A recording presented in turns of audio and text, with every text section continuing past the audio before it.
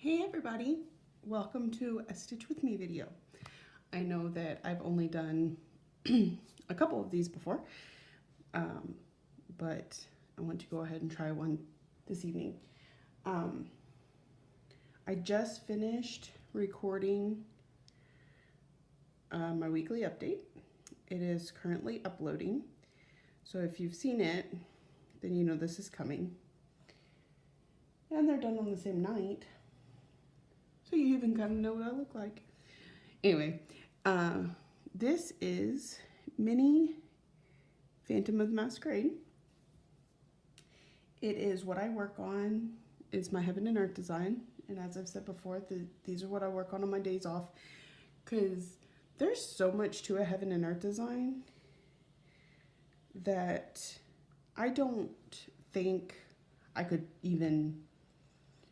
First of all, I wouldn't want to risk transporting it and getting it dirty or anything like that. Of course, dirty while I'm working on it, not in the transport. But then you have to take an entire floss box because there's so many colors in it. And then you've got your pattern, and then you've got your color key and this big old project, which I have to keep on a stand because I can't hold the Q-snap because it's so big. And so I would need my stand. I need really good lighting working on my Heaven and Earth design, so I would have to get that too. Give me one moment, I'm sorry. And I will be stitching. So I only work on it the 2 days a week that I'm off. And but I get a good amount of stitching done on it. In these 2 days, it'll still probably take me 10 years to finish a Heaven and Earth design of this. And these are minis. I couldn't even imagine doing a regular one. But my hand's gonna be kind of in your way, but hopefully you're stitching too and not watching me, so. Or not watching me too much.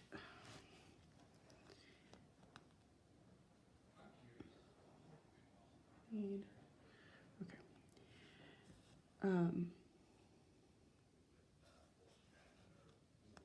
This design is by Melissa Dawn over at Heaven and Earth Designs. I absolutely love these colors on it. They just, oh my goodness, just love it. And the fact that it's a cat and butterflies, those are like my favorite things. So, and it makes me really want to decorate my house in maroon and gold. Whenever I get around to actually, painting and decorating and stuff like that, which I haven't done yet. But hopefully soon. My next, we gotta finish the fence. Like, we did some fencing to keep our dogs in. And then, but we didn't do the complete yard. Like, we did an area for the dogs to be in. And they kept getting out because the fencing wasn't complete and all this stuff. So that's going to be the next thing. Right now they are staying with some family members until we can get the fence done. So that's the next big house project. And then my daughter's room needs a closet. It originally started out as the garage. When this house was first built. And when my husband was a kid, him and his brothers lived in it, but they lived in it as a garage. Since then, some renters that had the house before us actually sectioned it off and walled it in and everything and made a bedroom. And then the other half of the garage is the laundry room. But they didn't put a closet in it. So I want a closet put in there for my daughter. Right now, my son has a huge walk-in closet. And so she has one side and he has the other. But she's getting to the point she doesn't want to have to go in her little brother's room to get her clothes. And who can really blame the girl? Not me. So, I'm going to work on that.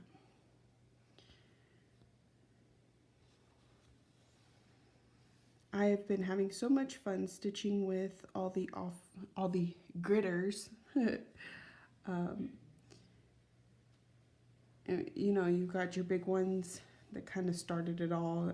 Caroline at Off the Grid Needle Arts, and Ginger Gerald, and Michelle Bendy Stitchy, Letitia the Crafty Curator. But there have been several people that have pitched in, maybe not every week, but every so often. And even if you've just made one Stitch With Me video and posted it in the Off the Grid group, Friday Off the Grid, I have tried to watch it. If I haven't already watched it, it's in my queue to be watched, because I want to support everybody that I can. I myself will not be doing it every week, but that doesn't mean I won't be here every once in a while to enjoy a little stitching time with everybody. Not this last Friday at the Friday Stitch-In, but the first one, the Friday before that. I actually video chatted while stitching with Stitching May, and that was a lot of fun. So we were doing the stitch-in with everybody plus video chat stitching with each other. I'm really hoping I can do that a little more often, because that's a lot of fun. I mean, it was like I got to sit in her living room and stitch with her, and we live several states apart. So, and then my service went kaboot, and we were abruptly disconnected, but we still enjoyed every minute that we had. So,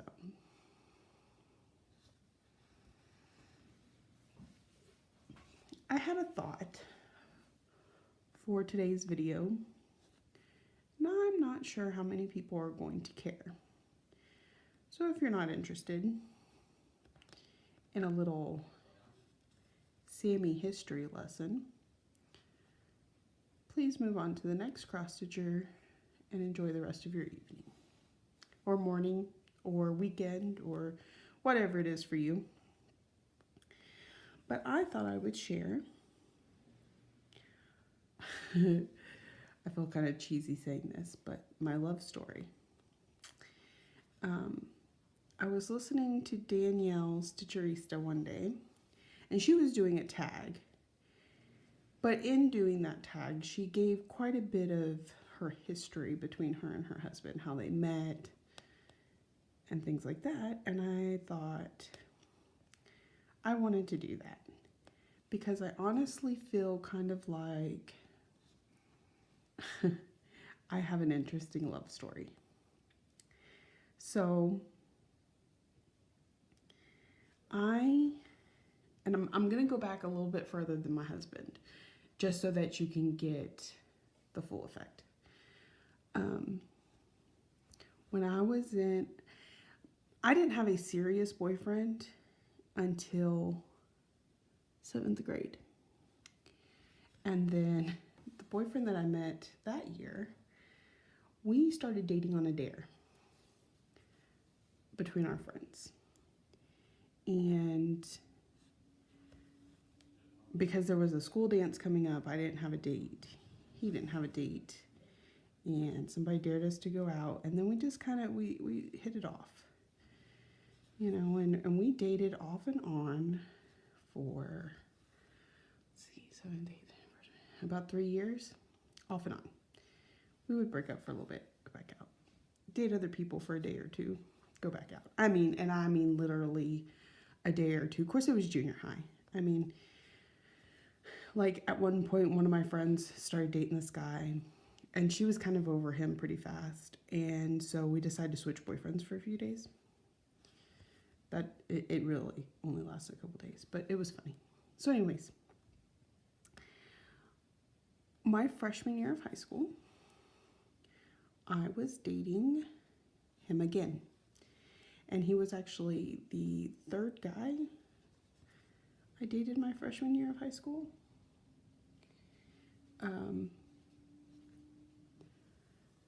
Because, you know, like, it was high school. Moved around a little bit more. Got bored easily. And involved in a lot of things. I had different classes with different people. So anyways, I was dating him again. And my best friend that I had been friends with since 7th grade, she and I had a class together, and we were always together. And she told me she started dating a junior. And I was like, what? You are crazy. We are freshmen. Of course, she was older than me. She had been held back a year when she was younger due to her dyslexia. And then I'm also kind of younger in my age group because my birthday falls pretty much right before school starts. So I just barely made that cutoff. And so typically I was younger than everybody else in class. So,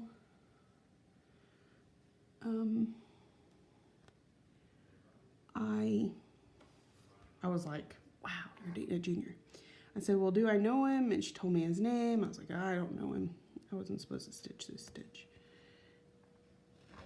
And so then a couple days later after class, she's like, I want you to meet my boyfriend. I said, okay. So we started walking towards him, and she pointed him out, and I was like, no, I don't think I want to meet him. I'm going to go to class. And she's like, okay. So that was a little awkward. Where am I at? Hold on one second. Over to 1.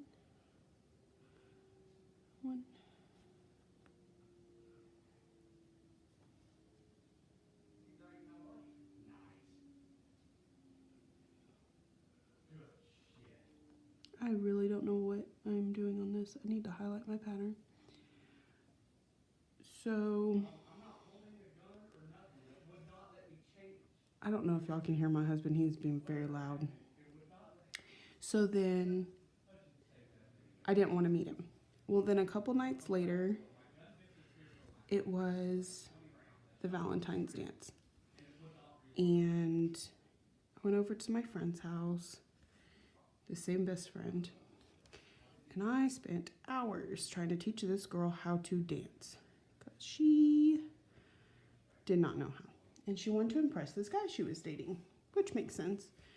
So we worked, and then we went to the dance.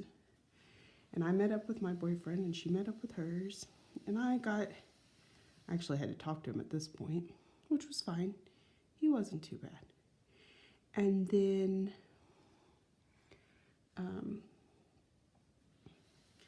we went off to do this dance that I had taught her. And when the song is over, we look back, and he is getting a lap dance from his ex-girlfriend. And I lost it. Now, I'm not a very confrontational person, or, I'm pretty shy. But he was hurting my best friend, and that was not okay. So I got up in his face, and I told him what was what. And of course she ran off, and she was all upset. And shortly after that, she went off with him, and I went off with my boyfriend, and that was the end of the night. I never really spoke to him again. He was kind of quiet and moody. So then the next night, we all wanted to meet up at the bowling alley, which was the popular place to go. And my boyfriend couldn't go because it was his mom's birthday. And so her boyfriend brought a friend. And we were all four hanging out and talking. And, well, lo and behold, I really got to know him. And I thought he was a really great guy. But he was my best friend's boyfriend. So shortly after that,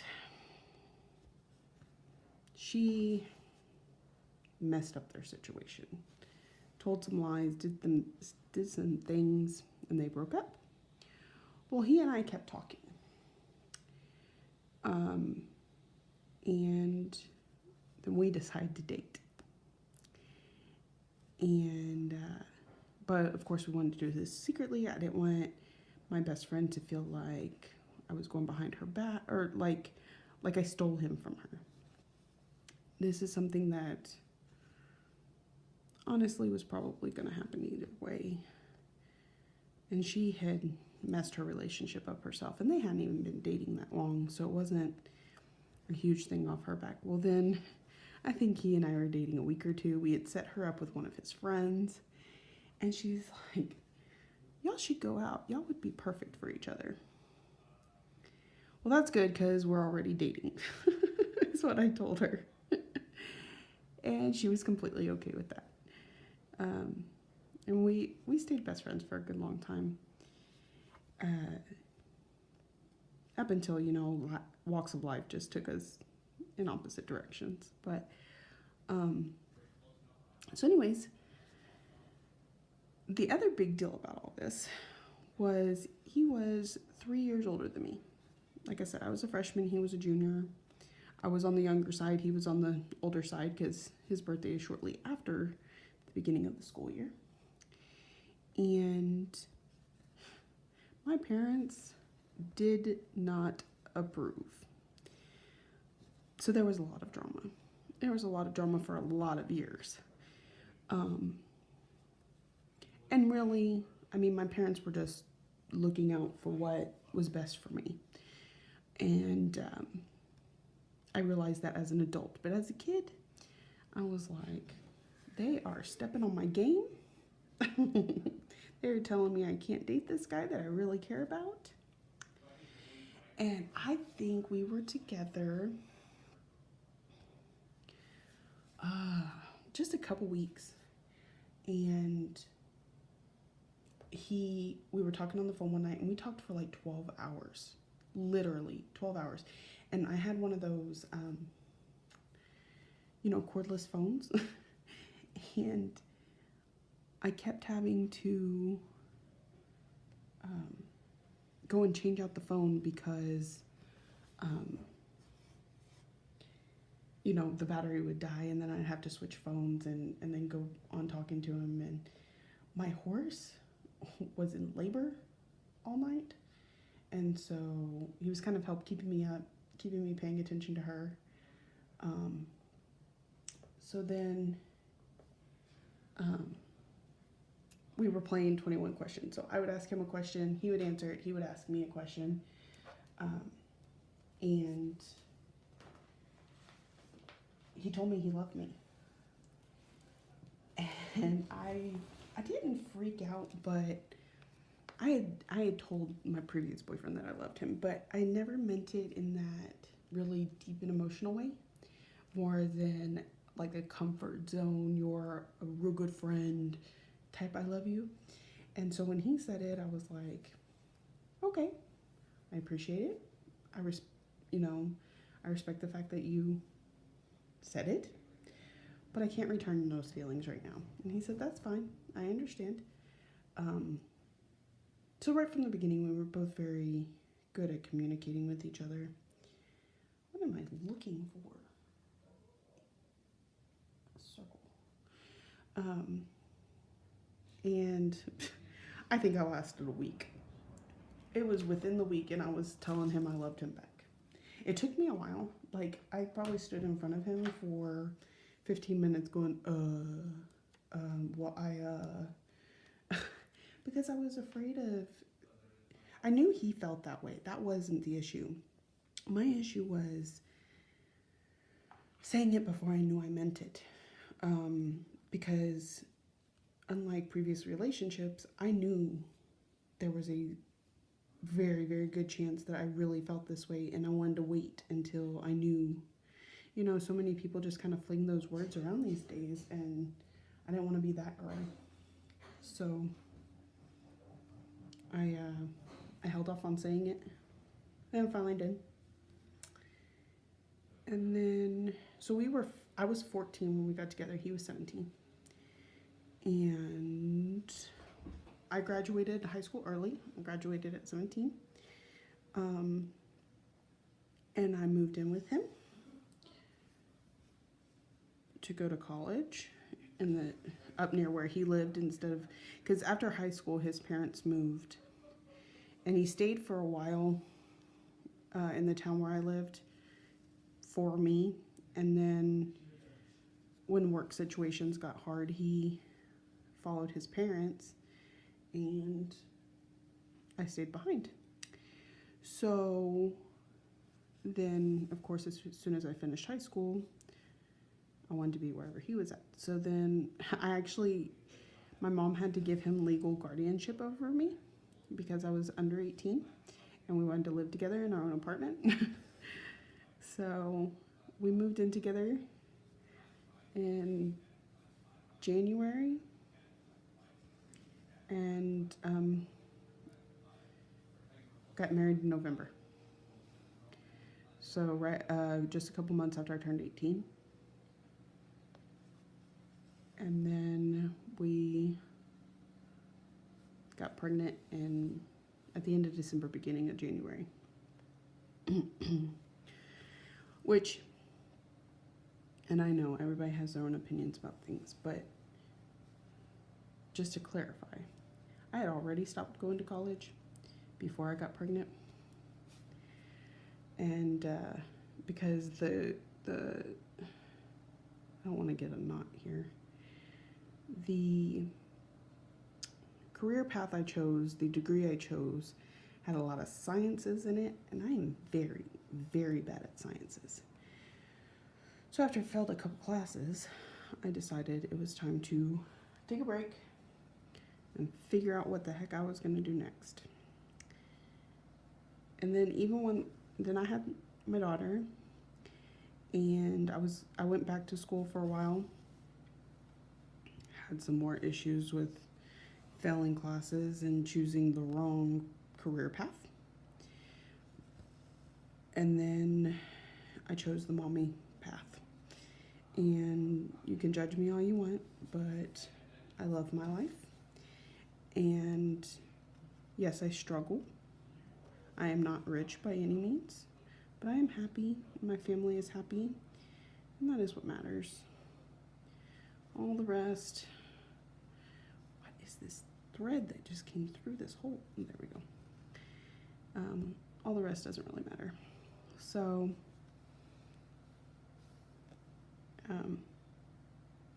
yeah, my husband and I will have been together in March of this year. We will have been together for 15 years. And in November, we will be married for 12 years. So that's my love story. It was crazy. And, I have several acquaintances from high school that got married directly out of high school and had kids, and most of them are not together anymore. So I pride myself on the fact that me and my high school sweetheart that I met as a freshman are still together and still happy. And we work well together, both, in the financial aspects of life and our kids. So we've gone through some really hard times. What couple hasn't? But, here we are on the other side. And we're very happy.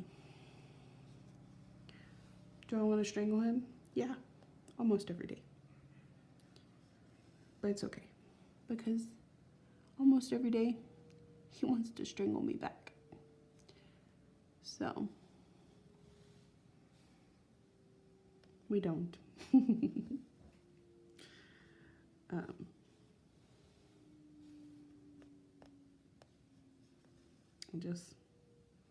I think it's pretty cool. But I have heard lots of stories of high school sweethearts that have made it. It's not that original, but it is an oddity. It is rare. And we did get married before we had kids.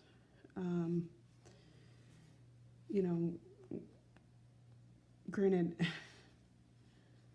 we weren't exactly planning on having children when we had children. We knew we wanted children, so it was going to happen sooner or later. Our second child was planned.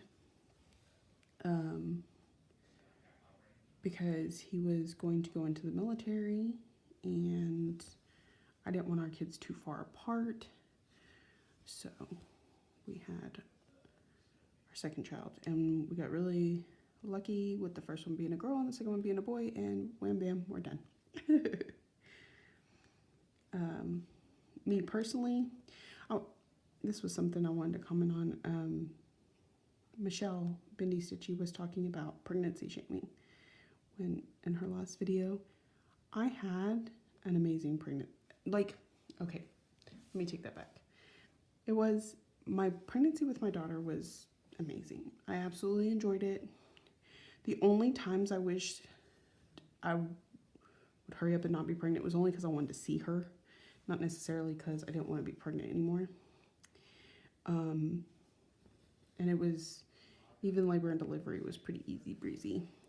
With my son, there were a lot more complications during my pregnancy, and a lot more with the delivery. But I still enjoyed being pregnant. I keep telling my husband to let me be a surrogate because I enjoy being pregnant. I don't even mind the delivery at all. We don't want any more kids.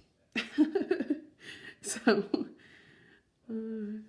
he's not okay with it, but if he was, man, I would totally go become a surrogate because I like being pregnant. So, and it's, I know many people that have had really rough pregnancies, and that turns them off from having kids, or, they choose just not to have kids. They want a life without them. And you know what? That's okay. This world is so populated. No one's going to blink an eye if there's not one more child running around. So I think you do you, and that's absolutely, awesome. So,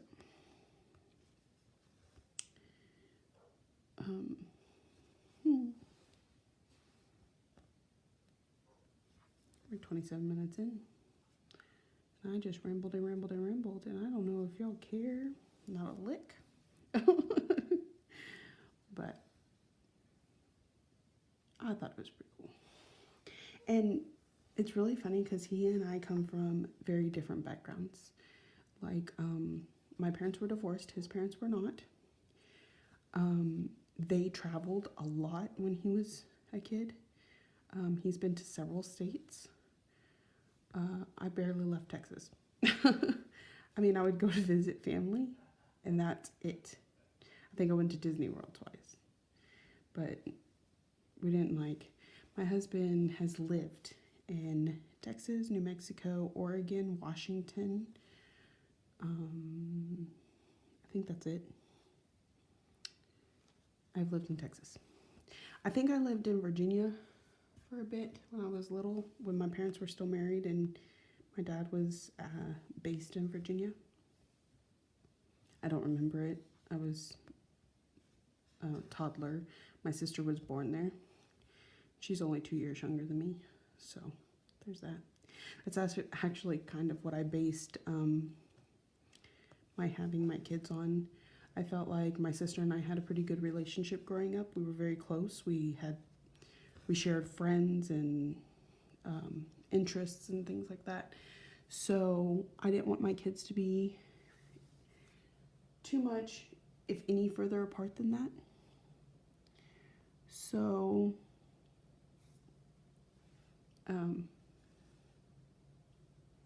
when we hit that 2-year mark, when my daughter turned 2, I'm like, okay, honey, it's time. I don't think she was even 2 yet because she's exactly 2.5 years older than him. So I would have had to have been pregnant by the time she was 2.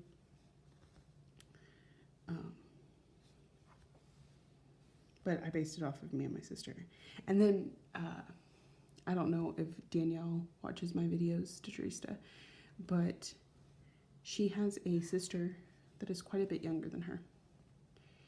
And I thought that was really cool because I have a brother and a sister that are 20 years younger than me. I was 20 years old when my brother and sister were born. They're twins from my dad and my stepmom. And while I'm kind of bummed that we didn't get to grow up like siblings, because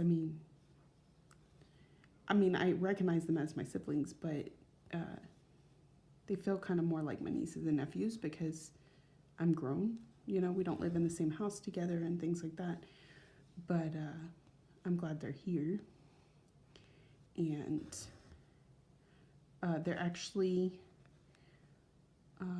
a year and 3 months younger than my daughter. So there's that. And I thought it was so odd having siblings so much younger than myself. But I had young parents. You know, my parents got pregnant in high school. So, I mean, you can't be that surprised. But, yeah. So, I have my sister, my full-blooded sister that is 2 years younger than me, like 2 years and 2 months. And then my younger brother and sister who are 20 years younger than me. So it's pretty neat. Family dynamics there.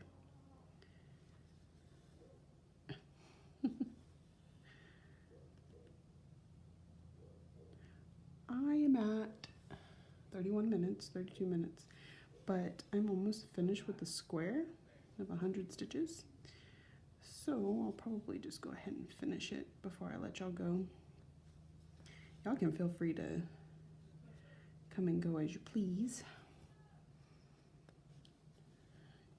But I'm gonna stick around for a little longer.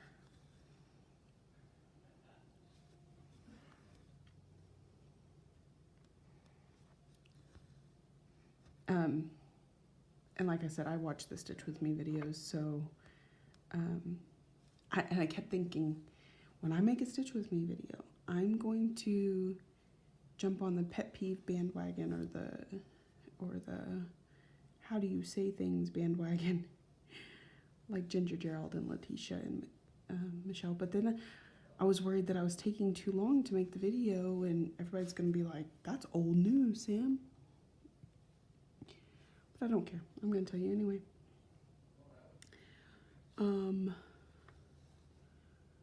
My biggest pet peeve, like literally sends my anxiety through the roof, and I will try and strangle somebody immediately, is chewing with your mouth open or smacking your food. My husband doesn't typically, but when he eats chips, he will sit over there and be like, oh my goodness. And I just stare at him till he stops, because I'm afraid if I actually say anything, I'm going to be mean. But it drives me bonkers. There are certain people I know that I try not to eat near them. If we are at, out to eat together or at a family event or something, I will avoid them if they are eating, because I know that they are the type of people that do not chew with their mouth closed. So that is my biggest pet peeve. I cannot stand it. There are little ones that my husband and father-in-law seem to hit all the time, like putting empty boxes back in the cabinet or empty jugs back in the fridge.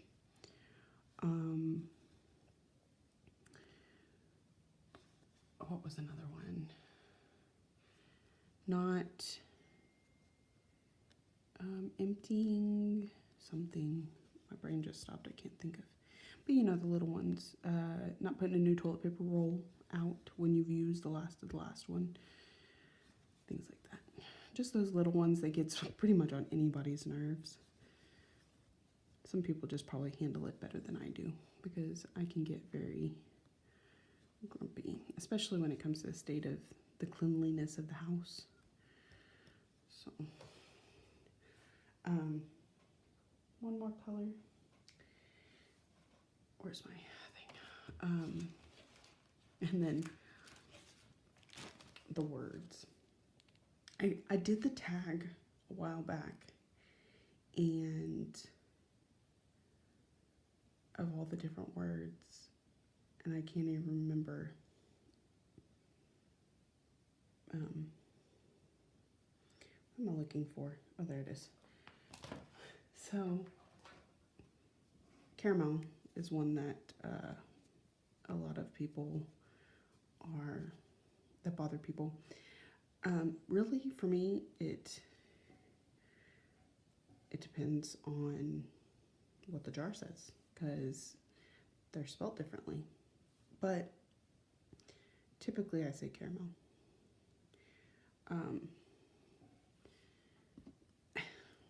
That one's a little weird for me because I really think it depends on the instance.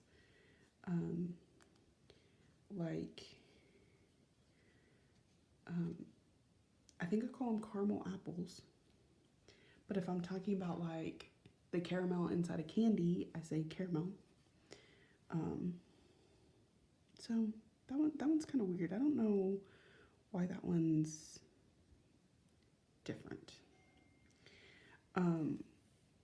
Here's a big one for me though, is sometimes you have the right to say a word incorrectly.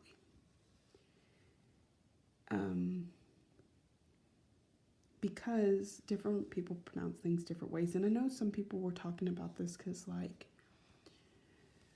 in Louisiana, the city New Orleans, you know, some people, especially northerners, would pronounce every letter, New Orleans. But if you're Cajun or from Louisiana, you say Nolans, and I say New Orleans. It's all about where you come from and how lazy your accent is. But for me, okay, so if you talk to somebody from Nevada, okay, how do they say it? I can't remember. If you talk to somebody from the state, they will call it Nevada. And so many times people have tried to tell my husband that he is saying it inappropriate because he says Nevada. And it drives him crazy when people say Nevada. And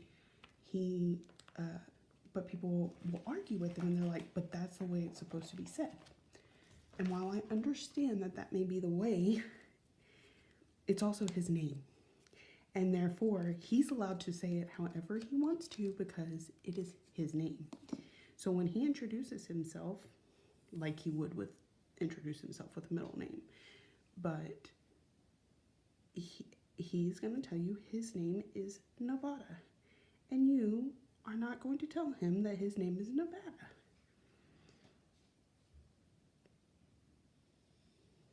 Because it's his name.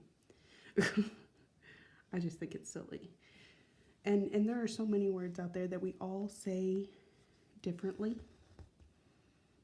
And I don't feel like anyone is necessarily right or wrong. And what is it hurting? No one. It's not hurting me if you call it caramel, aunt, anything like that.